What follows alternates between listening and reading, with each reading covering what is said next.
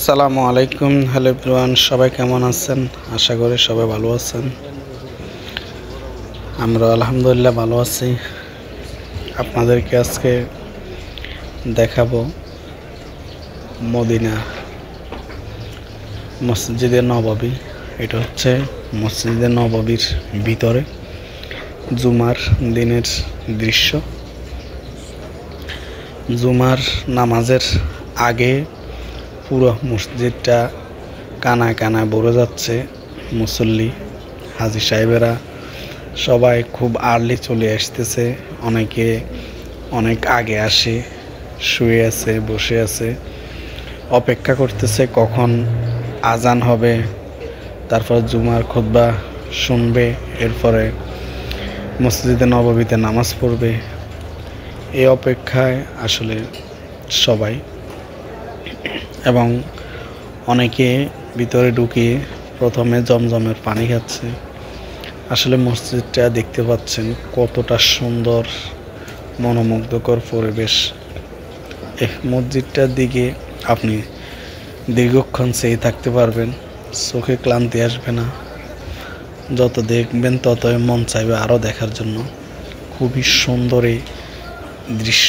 এই দৃশ্যটা আসলে সব জায়গায় দেখা যাবেও না, এত সুন্দর কারুকার্য এই মসজিদটার।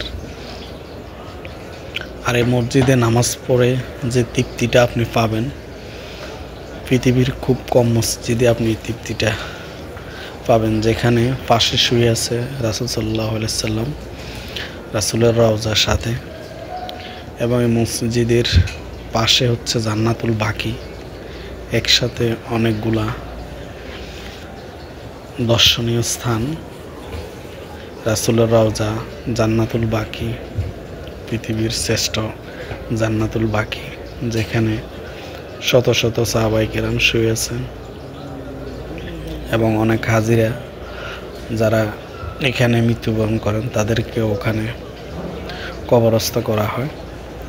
সেরকম একটি জায়গা, সেরকম একটি মসজিদ, যেটা আসলে অনেকে স্বপ্নেও দেখে, কিন্তু বাস্তবে অনেকে দেখে না এখনো পর্যন্ত। এমন একটি মসজিদ, সবার সৌভাগ্য হয় না এই মসজিদে এসে নামাজ পড়ার। তো সকল মুসলমানের স্বপ্ন একবার হলে অন্তত রাসূলের রওজা মসজিদে নববীতে নামাজ পড়া। এখানে নামাজ পড়ার মজাটাই অন্যরকম, মনে একটা প্রশান্তি আসে, সকল ক্লান্তি দূর হয়ে যায়। তো সবাই ভালো থাকবেন। ইনশাল্লাহ পরবর্তী ভিডিওতে আপনাদের জন্য মদিনার আরও কিছু দৃশ্য নিয়ে আসব। সে পর্যন্ত সবাই সাথে থাকবেন। আল্লাহ হাফেজ। সালামু আলাইকুম।